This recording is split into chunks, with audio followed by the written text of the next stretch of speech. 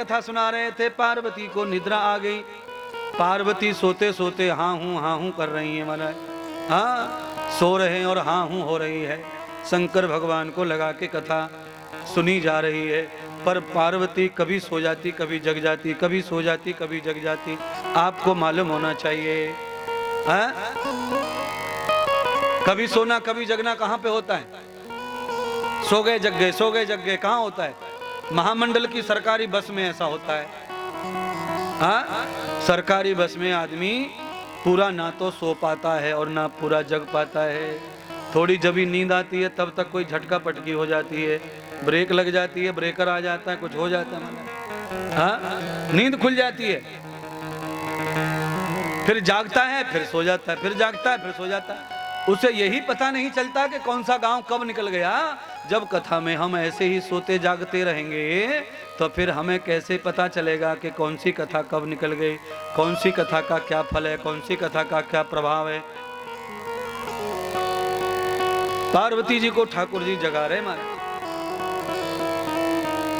बार बार उठाने की कोशिश कर रहे हैं, पार्वती जी उठ नहीं पा रही हैं। पार्वती जी को जगाया शंकर भगवान ने, जागो जागो पार्वती उठो। पार्वती हाँ कहती है, मैं जाग गई हूं, सुनाओ। भगवान शंकर कथा सुनाते हैं। पार्वती जैसे कथा में ध्यान लगाती है फिर नींद आ जाती है। दो कारण है कथा में नींद के। एक कारण तो ऐसा माना गया है कि त्रेता युग में भगवान राम ने कुंभकर्ण की पत्नी निद्रा को आशीर्वाद दिया था कि तेरी मुक्ति अब नहीं होगी, और तेरी मुक्ति का साधन एक ही है। क्योंकि क्या साधन है? तू मेरी जहां जहां कथा होगी वहां वहां मेरे श्रोताओं में आकर प्रवेश कर जाना। श्रोता सो जाएंगे और तू कथा सुनेगी, तेरा कल्याण हो जाएगा।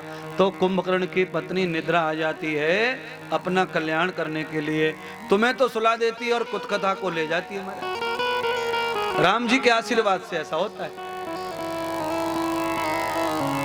और एक तुलसी पिछले जन्म से और प्रभु चर्चा न सुहाए। पिछले जन्मों के पापों के कारण भी कभी कभी कथा में रस नहीं बनता है और कथा सुनते सुनते जाने की इच्छा हो जाती है घर पे। पाप नहीं ज्यादा देर बैठने देते, जितना पुण्य है उतनी कथा हो जाती है।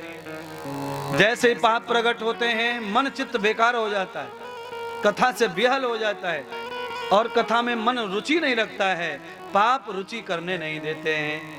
इस कारण भी कथा भंग हो जाती है और आदमी आया था पुण्य कमाने पर पाप का भागी बनके वापस चला जाता है।